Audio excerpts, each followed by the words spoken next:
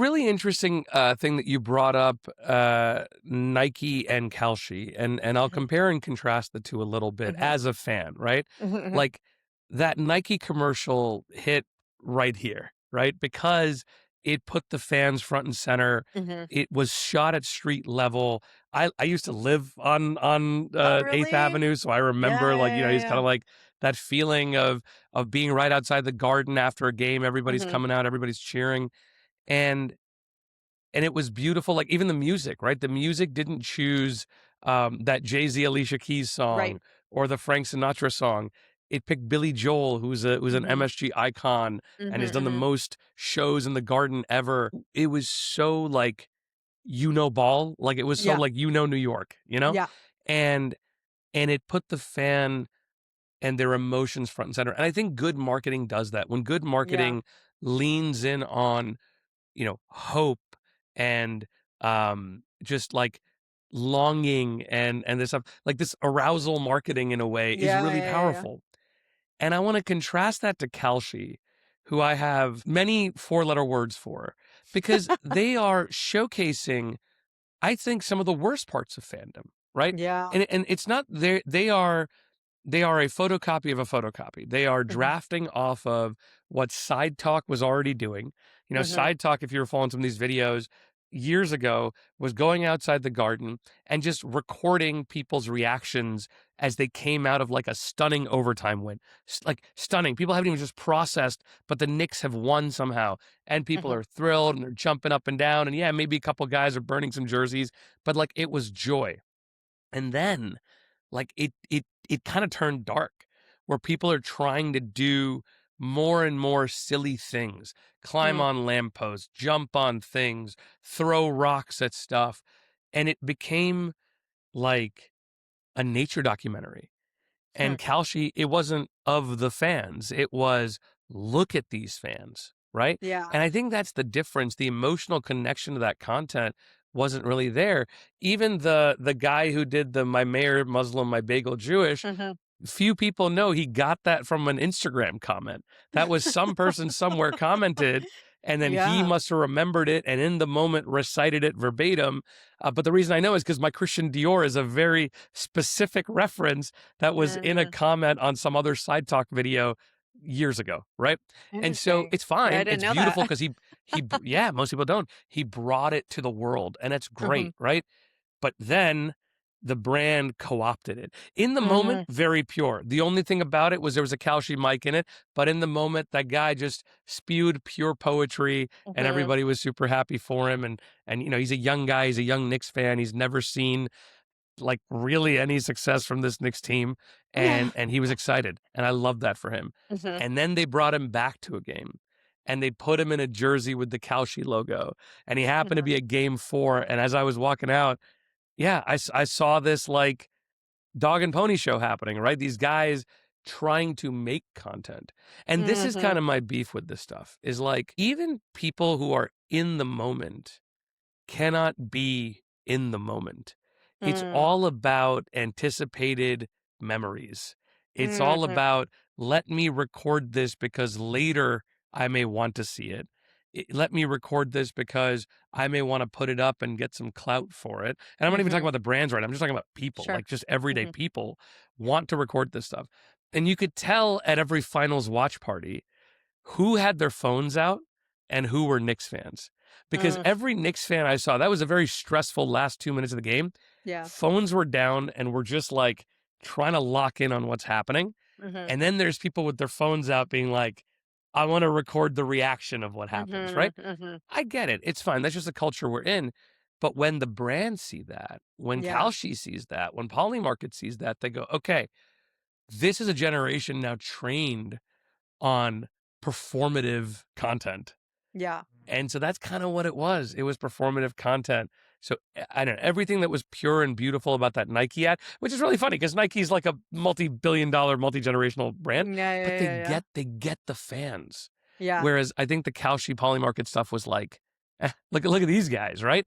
And it just it felt a little voyeuristic and it felt a little dirty. And so listen, shout out to that guy. He got to come to Game 4. It was an amazing game, and he got to do it because he had the most viral nursery rhyme of all time, Yeah, yeah, Knicks yeah. in four. But yeah, it definitely left me as a fan feeling a little bit hollow because I'm like, the joke is on us, Yeah. not with us, you know? Yeah, yeah, yeah. No, I mean, and that's such a good point because this is the question that brands face, right? It's just like, how do you make it so that your intended audience sees that you want to, participate with them, right? Like we just talked about this last week with the Norwegian, soccer team doing the Viking photo shoot because of the war chant that their fans have been doing in the stadium, right? That felt like a tribute of like the team acknowledging our fans are like building this up, building us up, right? Making us feel like Vikings. And now we're going to take that and then run with it and create this, photo shoot with them in mind. And I think that's one of the biggest reasons why it was successful is that, it hit their fans right where they wanted it, like the feelings, right? Where it's just like, we are listening to you, we acknowledge you, Yeah. we're taking that on now. And I thought it was also like a cool way for them to, take that mentality on, which is like now they're going to be like Vikings going into, their World Cup games and feeling as if they're going to come and like, kick everybody's ass, right? Um, so I thought it was like a great way to show that like and care about your audience. But yeah, Kalshi and Polymarket are both coming from this angle of like people are already questioning, like, are they ruining the sport, right? Like, one of the things that I'm Hmm. seeing now with like the World Cup is they're posting how much people are betting on games onto Yes. their social media, right? Like, I saw some guys, they posted today that somebody had bet like $1 million on Spain winning over, Cape Verde.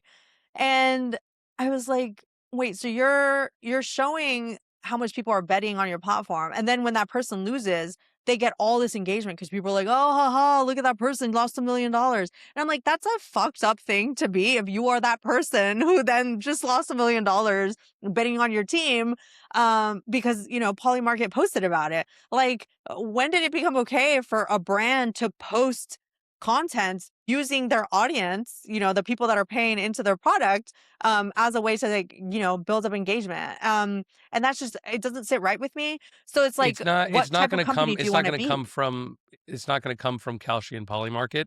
Hmm. And I also don't think it's gonna come from the leagues because Hmm. the teams in the leagues are making too much money off of it. Hmm. I think it unfortunately, even though I'm a free market capitalist, though Hmm. my joke tweets may Yeah. may make me think otherwise. I think Yeah, it's gonna Mr. come from Socialist. yeah, I think people are gonna come from cities. And I Hmm. think people are going to come, it's going to come from potentially states who are Hmm. going to see that it is infecting every part of the conversation, Yeah. whether it's politics, whether it's sports, whether it's, just everyday news. Um, it's really starting to get away from people. And I think it's the Hmm. speed at which it's happened, right? I remember, going back a little bit now, 2015, 16. Hmm. It was a really big deal that FanDuel was trying to bring daily Hmm. fantasy sports into certain cities, and like 11, 12 states had just banned them outright, right? Hmm. And then one by one, they worked their way into getting access to the cities. And then the Supreme Court ruling happened, and it was like a flood opened up. And Hmm. now you have real time prediction markets, Right. which ironically is what FanDuel started as a decade plus ago. Hmm. It changes the way fans engage with the sport. Hmm. It's no longer about the purity of winning and losing. It's Hmm. about how do I profit off of this? Yeah. And if we want to go on a tangent for a second, Sonia, I think it reflects the kind of moral core of what this country is right now. I know we were like very Hmm. positive about it in the World Cup segment, Yeah, yeah, yeah. but like it's kind of a very what have you done for me lately culture right now. Yeah. And it's kind of a very, okay, but what does this mean for my bottom line Hmm. culture Hmm. right now? And we don't like things to like them. We like things because we believe they will have some kind of a positive effect on us, right? What does Yeah. this mean for me? Can I bet on it? Can I profit from it?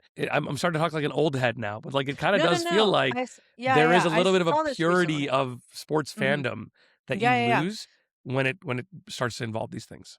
Yeah, yeah, yeah. So another like I think closely tied thing that happened recently was Phoebe Bridgers just announced she's going on concert this on tour this year, and she has announced that she's gonna have the company Yonder, have, like, bags that you have to put your phone away for the duration of the concert, and she got Yeah. such backlash from, like, supposed fans that are like, "I'm paying you to, like, be able to, like, do whatever with my phone." There was, like, the people who had, like, the disability concerns, that's another thing, whatever, that's I'm not commenting on that. I'm commenting on the people that were like, "I paid."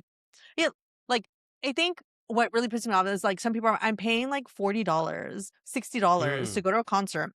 I should be able to record whatever I want. You are there to perform for me." And I was like, Mhm. "Whoa, whoa, whoa, whoa, whoa. No, you don't have to buy, concert tickets. You don't have to ruin everybody else's experience because you want to have your phone up." Somebody posted that they're like, "Some of our friends are counting on us to FaceTime them while we're there to like listen Yeah. because they can't afford to go." And I'm like, "Are you fucking kidding me? You're FaceTiming somebody to like barely see anything through your phone, and you're Yeah. affecting everybody else around you because you have your phone up and the light on, and you think you should be allowed to do this because you paid $40? Like, no, that's not how this works. But it's what you're talking about is this whole idea of like me, me, me, me, me. And it's a similar thing that we see with like movie theaters, right? I've sat next to like people Snapchatting and being on Instagram, and I'm like, are you fucking? You're here to watch a movie. Like, stop ruining it for everybody, right? And I think like we do need to have the people that have this power, artists, athletes, push back against, the experience. There are fans that don't want to see that either on their end. And like, I think it would do well for them to speak to that as well as like, we want to have everybody experience this, right? One of the best things I noticed at game 4, Mhm, there was about 7, 8 minutes where the comeback was happening. Nobody had their phones up. mhm, People just had their phones in their pockets, and we were all up on our feet, and we were chanting and cheering and yelling, and it was almost like, we were trying to intimidate the other team. Like, the Garden mhm, was mhm. the sixth man on the court at that Yeah. moment. And I wanted to bring this up with you. I was texting you about it earlier, which is like, Mhm, there's a real meme nostalgia right now about like mhm. 2026 is the new Yeah. 2016. And I had to like think a little bit. I was in New York in 2016. I Mhm, thought this mhm. was just a New York thing where Yeah, everybody me was too. really Mhm, nostalgic for the summer of mhm, 2016. mhm. But it's kind of like a maybe global or Mhm, mhm, cross America thing. And I was thinking about what was it in 2016? mhm. And the easy answer is the election, right? Trump got Mhm. elected. But it was, I think, a lot But also more. pre-COVID? Well, so pre-COVID, totally, right? Like if you think about Yeah, yeah. how fast things accelerated after 2016, Yeah. all the stuff that was happening. But I think it was actually a bigger thing that isn't talked about. It was pre-algorithmic feed.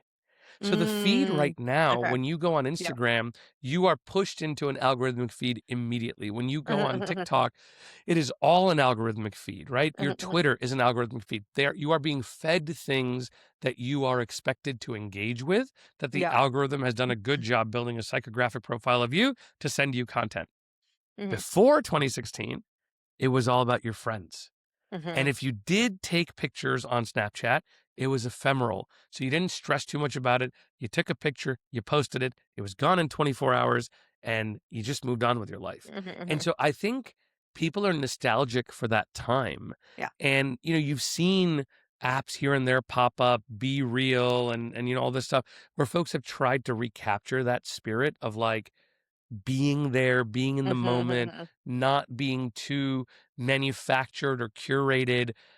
Even the memes Or back being your then, if you remember, friends, like, with your where it's friends. you like, the content that I'm seeing are the people that I'm following. The last place is Twitter, right? Like, Twitter is, like, where I feel like I see more people that I actually follow, but I feel like that's completely gone from, like, We Instagram, don't even have the same memes anymore. That's the Yeah. biggest, I think. Like memes are such a interesting like commentary on Mhm. culture, right? Mm. And like, I mean, this is the meme team. Like you know Yeah. it. And so when people are in conversation with a meme and it's like a very like shared thing, right? Mhm. It's beautiful. You could say Yeah. a thing to somebody and they'll get it. You didn't have to be terminally online to know that Harambe was a gorilla, right? Like Yeah. it was just everywhere. Mhm, And mhm, you kind of had like Pokemon Go and all mhm, these fun stories of people in 2016 going out and about and making friends because they ran into each other because they were trying to hunt the same Pokemon. Like mhm. there is a beautiful thing about that like shared collectiveness that has only accelerated Mhm. in forking directions because of the algorithmic feed. Yeah. And I think people don't necessarily have the words for it yet. But I think we're going to start to see a backlash when people realize that actually it is not us that is dividing us. It is the Mhm. algorithm, because the Yeah. algorithm is taking our attention, packaging it, and Mhm. selling it to marketers. There's a good way to do that, right? There's a good way to Mhm. monetize attention. We talked about a few of those examples. Yeah. And then there's a negative way to do that, which is actually like divide people Mhm. and push content in their feeds that's going to aggravate them. I just had this observation of like everybody's so nostalgic for 2016. It was Yeah. kind of a bad year. We had a lot of celebrities die. We had a lot of like bad things happen in the world, Mhm. but people are still nostalgic for it. And I think it's because the algorithms have taken over. I think it's also reminding us how little monoculture there is these days, right? Like, as we're talking about this right now, these two moments, the World Cup and the Knicks winning, are huge monoculture moments because most everybody knows what's happening, right? Yeah. Even if you don't like soccer and you're not paying attention, you still know that the World Cup is happening, that there are foreigners here to like celebrate, to, watch soccer. But I'm starting to see that even the people that tangentially like it are starting to get in on the content Oh, yeah. because they want to participate and they want to feel like they're part of like what's happening. And that's what I love so much about the Freddie thing, where it's like, it's not happening in New York or LA. It's happening in South Carolina, in Georgia, in like Texas, Tennessee, right? Like all these states, like generally don't get these type of visitors to go, right? Um, so it's getting us to like notice that like, hey, Georgia is actually pretty cool. Like maybe as an American, you should go visit Georgia because Freddie really had a great time there, you know? So it's like bringing attention to all these like cities and states that in general don't get that much attention because Yeah. most foreigners that come to New York, come to LA, come to SF. Like those are the main places they go. But, we have such a beautiful country. Some of it is forest, some of it is desert, some of it is like mountains, there's rivers, lakes, like pretty much everything, right? And we're getting to see it from the eyes of like someone who hasn't seen that before. And even when they're talking about their food, right? Like they're just like in wonder. Like I saw somebody raving about going to the Golden Corral, and I'm like, isn't that like a buffet? But it's like, or going to Buc-ee's, like today I saw this like Frenchman and he made like a video like, I went to Buc-ee's. They have like 120 like gas pumps. Why? Why? Like, are you gonna like, put fuel in the US military? And it's like, no, it's just Texas. That's Texas for you. That's But so one thing he funny. said was that like, I came here to judge, but I stayed for the snacks. And I was like, is Hmm. that not just the most like Oh, that that America staying for is, the right? snacks is the most American thing ever. I gotta say, Exactly, whenever right? whenever I have family from out of the country come and visit, they are blown away Oh, by the flavors of Cheetos and Doritos. oh, And the other thing I want to mention, because you reminded me of this story. So around 2:30 a.m., right? So the mhm, Knicks win. We're out on the streets. We're mhm, mhm, celebrating. Everybody's having a really great time. The Brazil Morocco game had just finished, mhm. so folks had come in from New Jersey, where the game was, into the city to watch the Knicks and to celebrate. So you had folks in their Brazil jerseys, you had Morocco jerseys, you had Knicks jerseys. We all end up in a bar, and the bartenders are overwhelmed, right? Yeah, So one of my friends goes, "Hey, your music kind of sucks and everybody wants to dance. Could we run the music?" And the yeah. guy's like, "Yeah, sure." So he gives us the aux cable. So at 2 a.m., we suddenly become the DJs of this small bar, playwrights on 46th and 8th. Oh my And god, we yeah, well, start playing everyone's that place. music. We start playing music, and you have Colombians and Moroccans and Knicks fans, whatever ethnicity and nationality Mhm, we mhm, are. We had the United Nations of like mhm, bar hopping in this bar. mhm. And then one of my friends throws on like Punjabi, like Bhangra dance music. Yeah, yeah. And you had these nationalities dancing to Indian dance music. It was the most New York night. And like, yeah, nobody had their phones out. I feel like Yeah. all these stories I'm telling you, Sonia, the one common denominator is presence over performance. And Yeah, that's the crazy thing is I think as you're telling me this, like this monoculture was really about presence. yeah, And now as we bifurcate, we become about performance. And yes, brands are capitalizing on it, but I do think, to maybe put a bow on all of this, yeah, yeah, if a brand recognizes how to capture presence, right? yeah, And not make it about what are we going to put on social, but Mhm. actually just have it be a thing that like spreads by word of mouth. Like, oh Mhm. man, you had to be there. Like Mhm. that's actually a really powerful thing that not enough brands are tapping into. But yeah, Saturday night was really a you had to be there kind of moment.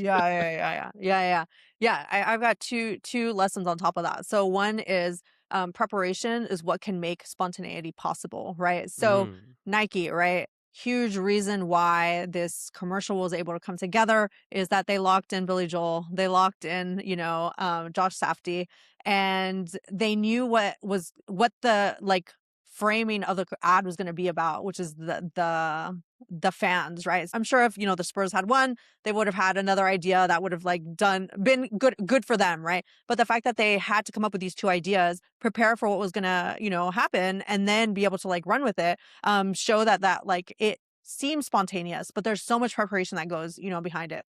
And then the other thing is that there's a difference between adding to a moment and having people celebrate with you as a brand versus trying to take value from it for your own like selfish purposes. There's a reason why we like the Nike commercial. We didn't like the Kalshi, stuff because it feels like you're just trying to take advantage of people that want to like participate and you're making it about yourself. Whereas like Nike knew like if we make this about anybody, it should be about the fans who've been waiting and waiting and waiting for this moment to happen since like 1973.